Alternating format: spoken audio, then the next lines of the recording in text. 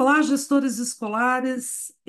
Essa é a videoaula 2, parte 2 do diagnóstico e análise situacional. Nós vamos falar particularmente hoje da dimensão pedagógica.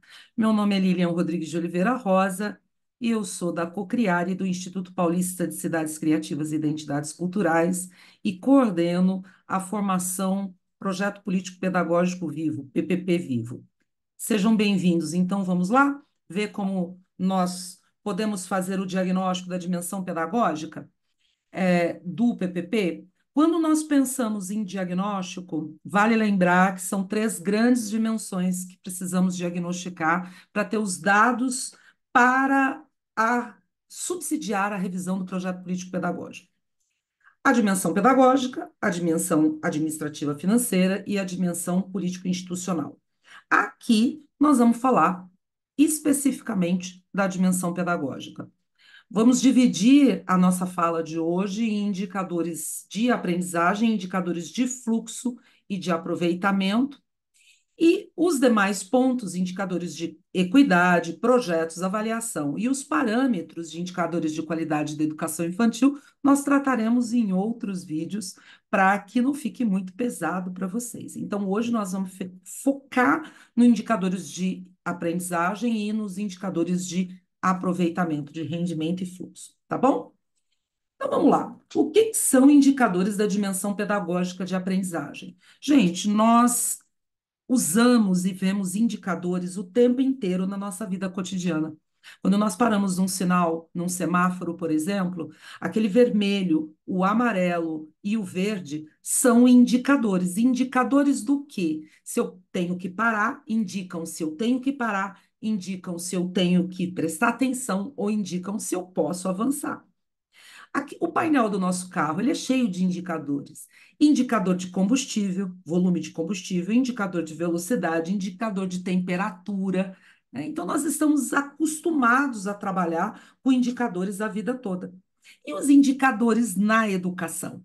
Os indicadores na educação indicam as nossas dores. Indica dor, indica qual é o tamanho da nossa dor numa determinada área do aprendizado ou da educação, tá? No nosso caso aqui, da aprendizagem. Quais são os indicadores que nós vamos trabalhar hoje aqui?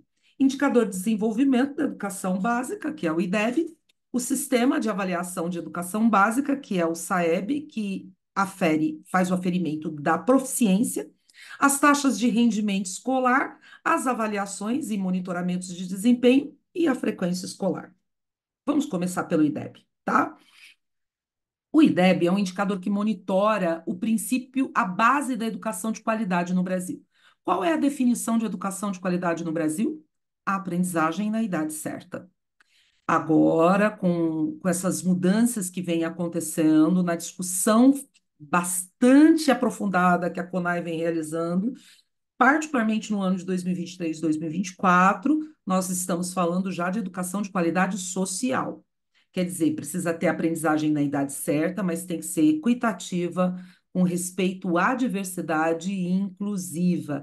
Portanto, há uma discussão aí bem intensa sobre a função social da escola, né, que tem que garantir a aprendizagem e o bem-estar do aluno. A inclusão, né, o combate à exclusão dentro e fora da escola. Bom, voltando ao IDEB. O IDEB é disponibilizado a cada 2 anos, viu, gente? Então, ele é um indicador que ele demora um pouco para chegar. Quando ele chega, você pode acessá-lo no site. Em breve, os indicadores do ano anterior já vão estar disponíveis aí para vocês, a partir de abril. Onde você pode acessar esse indicador? Abrindo o site do IDEB, ó, aqui está o site do IDEB, tá? Você pode, tá vendo que eu printei, hoje é dia 14 de março, eu printei hoje essa tela, perceba que só tem o ano de 2021, a partir de abril vai ter o ano de 2023, e aqui você pode acessar os dados do ensino fundamental, tá? Do Brasil, ó, regiões e estados e por municípios, que é o que mais nos interessa aqui, anos finais e anos iniciais, tá? Você também pode observar esses dados no site do QEDU. Ó, esse é o site do QEDU. No site do QEDU, você pode ver dados de aprendizagem, ó, aprendizado adequado, como também pode ver a distribuição dos alunos por proficiência, como os resultados do IDEB. Além disso, tem outros dados, ó, censo escolar, taxa de rendimento, distorção, idade série, IDEB, tudo no site do QEDU. Embora esses dados também estejam disponíveis no painel estatístico do INEP, que nós já vamos falar dele daqui a pouquinho, tá? O IDEB, gente, como eu disse, ele é a, um indicador construído para medir a educação de qualidade no Brasil. O que é educação de qualidade? É aprendizado vezes idade certa, que é o fluxo. O que significa isso, gente? Olha aqui, no caso dessa escola, o aprendizado foi de 5,03. No caso do fluxo, foi de 0,95. Isso significa, gente, que nós temos aqui 0,5 alunos que reprovaram. Quanto maior o valor, maior a aprovação e menor a reprovação. Quando você multiplica o aprendizado pelo fluxo, se teve reprovação, né, se teve uma taxa alta de reprovação, o que acontece? Cai o valor do IDEB. Porque significa o quê? Que essa escola, o aluno, tem esse aprendizado, só que ele está levando mais tempo para adquirir esse aprendizado, porque tem uma taxa e tem um número de alunos que está reprovando e está ficando para trás, né?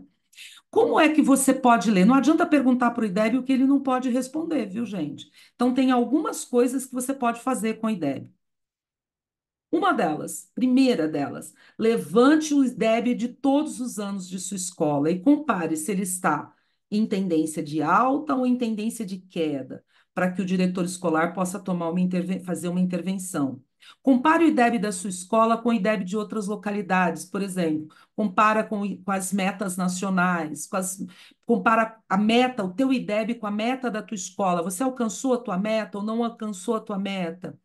Você pode comparar o teu IDEB com escolas similares. Cuidado para não comparar escolas diferentes, porque aí você vai estar comparando pera com banana, né? Pera com maçã.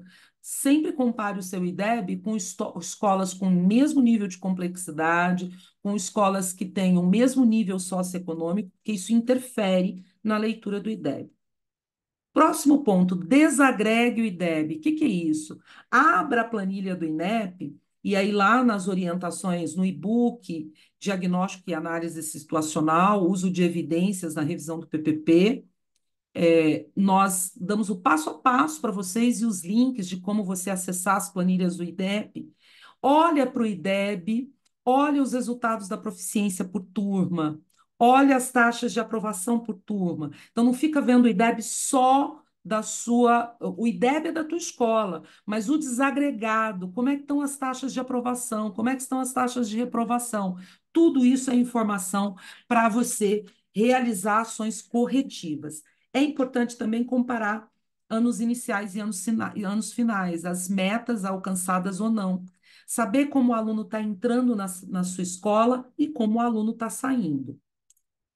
O outro indicador, gente, é o SAEB, né? Que na verdade o indicador é a proficiência. O sistema de avaliação da educação básica, ele coleta, faz as avaliações que geram os indicadores de proficiência aí da tua escola, tá? Ele é um conjunto de avaliações que vai te auxiliar na gestão das aprendizagens na sua escola. É um auxiliar, gente, porque você tem as avaliações formativas, as avaliações somativas e as avaliações diagnósticas na sua escola. Além disso, muitos municípios já têm a sua avaliação da rede. Por quê? Porque você gera mais rapidez para obter os resultados em relação à aprendizagem dos alunos e pode tomar, realizar ações como, por exemplo, recomposição de aprendizagens de maneira mais rápida se você tiver avaliação aí no seu município. eles são aplicados a cada 2 anos, percebe? Então é importante que você tenha aí anualmente essas avaliações, para que você possa acompanhar o aluno antes que ele abandone, antes que ele desista da escola ou antes que ele seja um candidato à reprovação, tá? Vamos lá. Ah, importante lembrar aí, gente, que na educação infantil, em 2023, o SAEB avaliou por meio de questionário a educação infantil, né? Compreendendo a avaliação institucional da educação nas escolas públicas. Então, a partir de abril, nós teremos os resultados aí que podem ser aferidos. Algumas coisas já estão disponíveis, já podem ser acessadas. Já do quinto ao nono ano, foram avaliadas as proficiências de língua portuguesa e matemática nas escolas públicas e privadas e para a proficiência de língua portuguesa, matemática, ciências humanas e da natureza, tá? Que também vai estar disponível em breve para serem acessados e comparados com os anos anteriores. Bom, ah, os resultados do SAEB, gente, eles indicam os níveis de aprendizagem, né? Quanto mais baixo o nível, se ele for classificado, por exemplo, no nível 1, maior a indicação de que os estudantes não alcançaram as competências. E aí tem que planejar a recomposição dessas aprendizagens, né? O que que você encontra no SAEB? Você encontra as médias de proficiência, o percentual de alunos por nível na escala de proficiência, a gente já vai falar dessa escala, e o desempenho da escola nas últimas edições da prova do SAEB. Então, dá para ver se a escola está melhorando, se ela está caindo, tudo isso é dado para ser avaliado. Usando um pouquinho aqui as cores e as escalas de proficiência do SAEB que foram elaboradas a partir da metodologia do INEP, mas esse visual foi construído pelo QEDU. Olha só, o que está em vermelho, nível 0, que é o desempenho menor que 125 no SAEB. Nível 1, maior ou igual a 125 e menor que 150. Nível 2, maior ou igual a 150 e menor que 175. Nível 3, desempenho maior ou igual a 175 e menor que 200. Perceba, insuficiente básico são os níveis que nós temos que priorizar com ações de recomposição da aprendizagem. Mas qual é a meta para todo mundo? Está lá acima dos níveis 6, que é o verdinho, né? Que é o quê? Avançado. A nossa meta tem que ser sempre lá no avançado. Como a Cláudia Costin, da ONU, sempre fala, aquela que participou da elaboração do objetivo da ODS 4, que é da educação, dos Objetivos de Desenvolvimento do Milênio. Nós temos que estabelecer altas expectativas para os nossos alunos. Então, as nossas expectativas têm que estar lá no verdinho. A gente não pode se contentar com o amarelo, com o proficiente, né? Tem que ser avançado. Foco em realizar ações para esses alunos que vocês vão diagnosticar com um nível de 0 a 3, tá? Então, tem que levantar. Quais perguntas vocês podem usar para isso? Qual foi o desempenho da minha unidade escolar na proficiência no último SAEB? Qual o percentual de alunos que ficaram abaixo, que ficaram nos níveis mais baixos do SAEB? Dá para cruzar com as avaliações que eu tenho na escola e saber quais as competências e habilidades que ele não tem? E do ponto de vista da equidade, gente, dentre esses alunos, quais têm marcadores sociais de baixo nível socioeconômico ou por raça e cor? Que, veja, é dever da escola ter uma política de combate ao racismo e às desigualdades históricas e estruturais. Então, nós precisamos identificar quem são os alunos de baixo nível socioeconômico e os alunos autodeclarados por negros e pardos, para entender se eles estão com baixa proficiência por condições de nível socioeconômico e por condições desiguais historicamente estabelecidas, e implementar aí ações equitativas nessa área, que é super importante. Dá uma comparada na proficiência com outras unidades da rede de ensino similares, tá? Sempre compare com unidades escolares similares e com os resultados de proficiência estadual e nacional. Isso dá para você um parâmetro para saber onde é que você quer chegar com o IDEB da tua escola. E o mais importante, levantei tudo isso, gente. Qual a fraqueza da minha escola? Qual a força da minha escola? Quais são as ameaças e as oportunidades que eu posso me defender ou aproveitar? Eu estou estabelecendo altas expectativas? Ou estou ali no nível básico e proficiente e acho que está tudo certo? E falo assim: a proficiência da minha escola não está tão ruim assim. E com base nisso, quais estratégias eu posso desenvolver e planejar lá no plano de ação do meu projeto político-pedagógico, tá? O próximo indicador é o de fluxo escolar. O fluxo escolar, ou a trajetória do aluno, ela vai representar se o aluno está aprendendo na idade certa. O que que significa isso? Ele tem que ter 6 anos no primeiro ano e 14 anos no nono ano. Se ele tem 18 anos no nono ano, 16 anos no nono ano, ou se ele tem 15, 16 anos no oitavo ano, há uma distorção idade-série. O que que significa isso? Há uma distorção no fluxo escolar do aluno, na trajetória do aluno. Como é que acontece essa distorção? Se o aluno ele é reprovado ou se ele sai da escola, né? E ele perde aquele ano. Então, é importante conter os índices de abandono e evasão, justamente para que o fluxo do aluno, a trajetória do aluno, seja na idade certa. Como é que você observa isso? Com as taxas de rendimento escolar. O que que é a taxa de rendimento escolar? É o cálculo da taxa de aprovação, da taxa de reprovação e da taxa de abandono, tá? Você calcula essas taxas. A soma total desses dados, aprovação, reprovação e abandono, deve representar 100% dos alunos matriculados. Então, de 100% dos meus alunos matriculados, quantos foram aprovados, quantos foram reprovados e quantos abandonaram. Isso vai me dar a noção, e aí, diretor, tem que ter esse dado na ponta da língua, em cima da tua mesa. Qual o percentual de distorção idade-série da sua escola? Essa é uma pergunta que tem que estar respondida no PPP, tá? Qual a taxa de aprovação, a taxa de reprovação, a taxa de abandono e a taxa de distorção idade-série. Isso tem que estar registrado lá no teu PPP para que se estabeleça o marco situacional da aprendizagem do fluxo escolar na sua escola, tá? Olha, então tá, a minha taxa de distorção idade-série, vamos dar, eu coloquei um exemplo aqui para você. Se a taxa de aprovação da minha escola é 80%, o coeficiente de reprovação da tua escola é 0,8.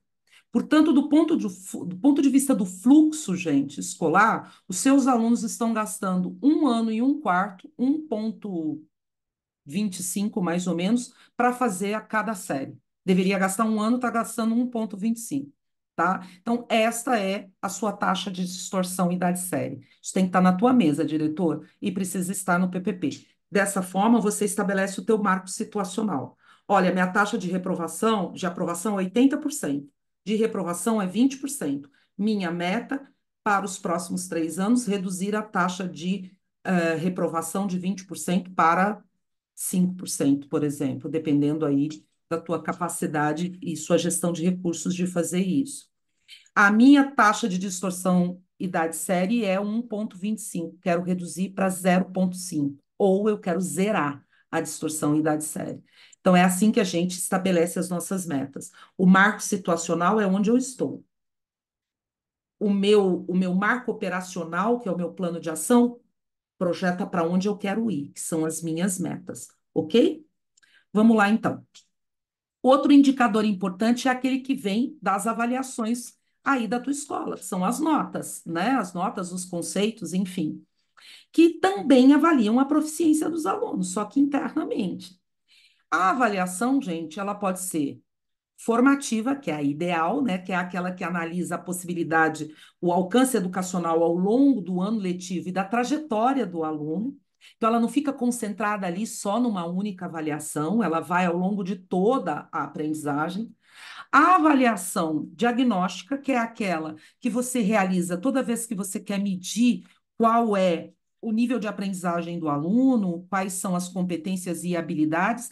Normalmente, quando o aluno chega, ou quando o aluno é reprovado, eu preciso levantar quais são as necessidades de recomposição das aprendizagens. Enfim, sempre quando é necessário diagnosticar qual a proficiência aí do aluno para tomar decisões pedagógicas. E a avaliação somativa, que infelizmente é a mais comum nas escolas, que é aquela prova bimestral, trimestral, semestral ou anual que aplica e que aí decide a vida do aluno numa tacada só, né? E que é o que a gente quer superar em termos de avaliação.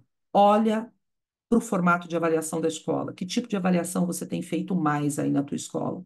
E vamos planejar, olha, a maioria da... Eu não faço avaliação diagnóstica, então vamos criar um plano para estabelecer uma periodicidade de avaliação diagnóstica. Eu não faço avaliação formativa na minha escola, só avaliação somativa. Ok, vamos então estabelecer um plano de ação com metas para implantar a avaliação formativa na escola. Frequência.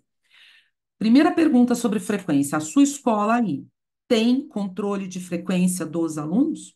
É a primeira pergunta, tá? Eu preciso ter um controle de frequência e esse controle de frequência precisa ser diário. Por que que esse controle de frequência precisa ser diário?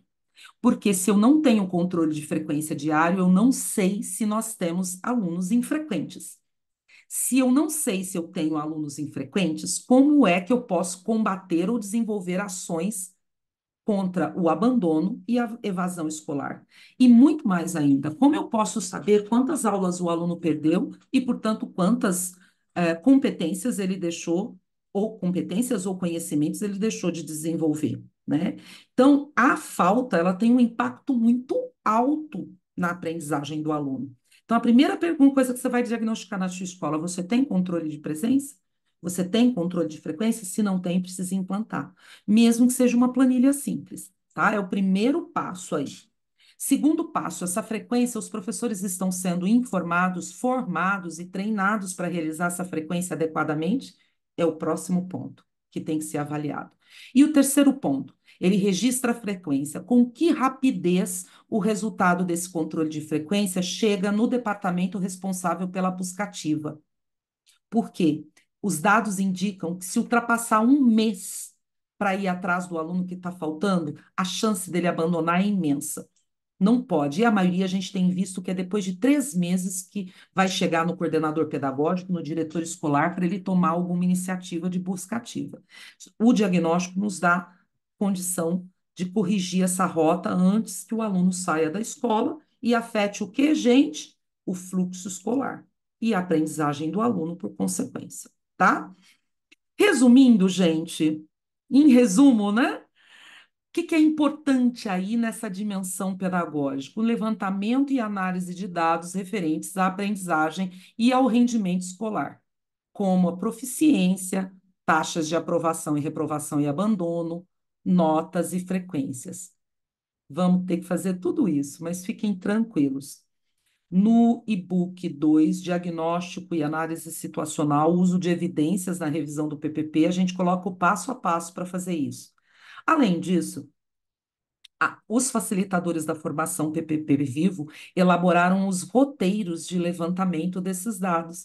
Então, esses roteiros vão no passo a passo para vocês, um Word editável, que vai poder facilitar a tua vida na hora de levantar os dados educacionais. Mas não se atenha só a isso. Reúna a sua equipe na escola, levante, faça outras possibilidades de análise. Tá bom?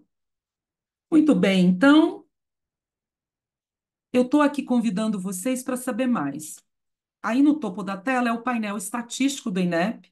No painel estatístico do INEP, depois eu vou disponibilizar aqui para vocês o link, mas ele também está disponível no nosso e-book, o link do painel estatístico do INEP, ou é só colocar no Google, painel estatístico do INEP.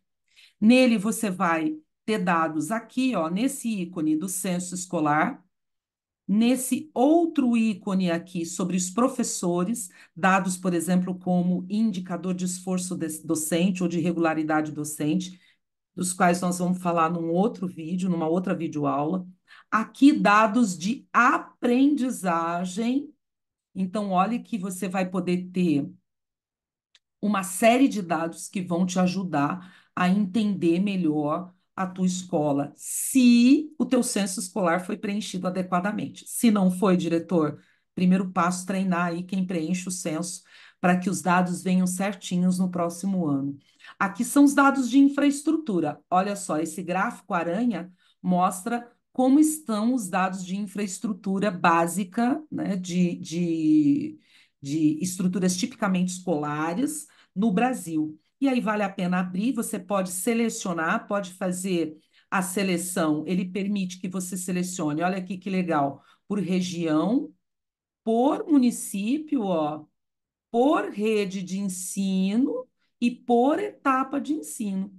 Dá para selecionar. E aí você seleciona o seu município e dá para ver, inclusive, os dados de infraestrutura, tá? E fica aqui a indicação também do e-book diagnóstico e análise situacional, que vale muito a pena dar uma olhada. Além disso, gente, no Observatório de Educação, você encontra dados abertos de educação e a importância do uso dos dados na gestão escolar.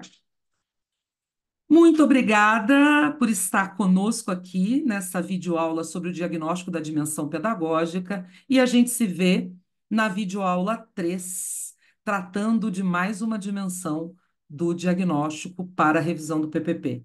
Um abraço e um beijo no coração de todos vocês.